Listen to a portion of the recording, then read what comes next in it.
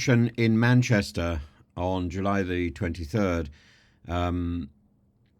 serves as a flashpoint for an ongoing debate about policing, public accountability, the role of politics in law and order, and the case now involving charges against Mohammed Ahmad for assaulting officers raises questions about justice, public trust, and the politicization of police conduct.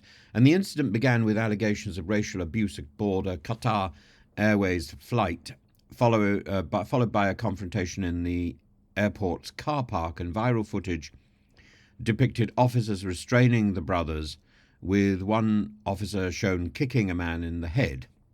Protesters quickly took to the streets, decrying the actions of Greater Manchester Police, and public outrage fueled not just local demonstrations but also political posturing from Reform UK claiming systemic failures in policing. And the Crown Prosecution Service has charged the brothers with assault while no charges are being brought against the officers involved. And this decision comes from a, quote, lack of realistic prospect of conviction based on police training and expert opinions. However, the brothers' legal team, led by Imran Khan, KC, contests the charges and seeks a review of the CPS's decision not to prosecute the officers. And the juxtaposition highlights a complex dynamic. Where does accountability lie in volatile situations? Reform UK, led by Nigel Farage, and one of the MPs is a fellow called Rupert Lowe, latched on to the incident as a platform for criticising both police leadership and the CPS.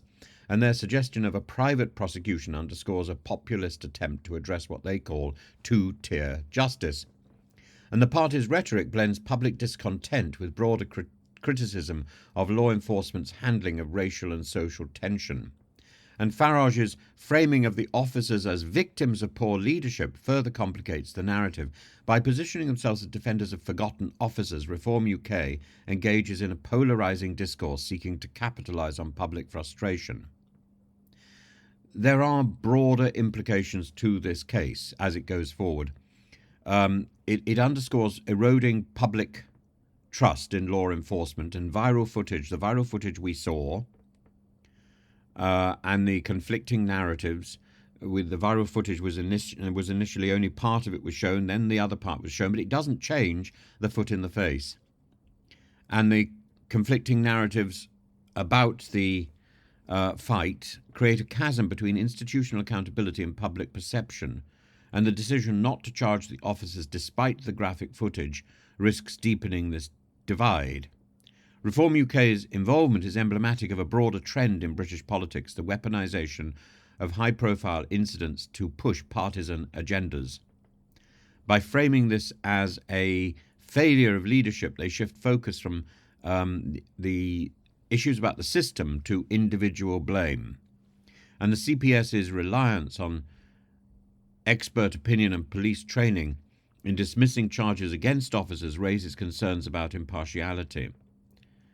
The delayed investigation by the Independent Officer for Police Conduct, the IOPC, further exacerbates scepticism about the transparency of such processes, and Reform UK's threat of a private prosecution adds another layer to this already convoluted saga. And I'm not sure whether that private prosecution will now go ahead.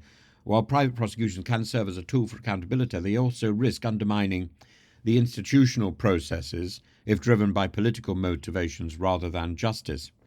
The Manchester Airport case is not just about an altercation or charges. It's a microcosm of the tension between law enforcement, public accountability, and political opportunism. There is agenda here. I think earlier I said agendas. That can't be right. But Reform UK's involvement, coupled with the CPS's controversial decisions, reflects the fraught relationship between public institutions and the people that they serve.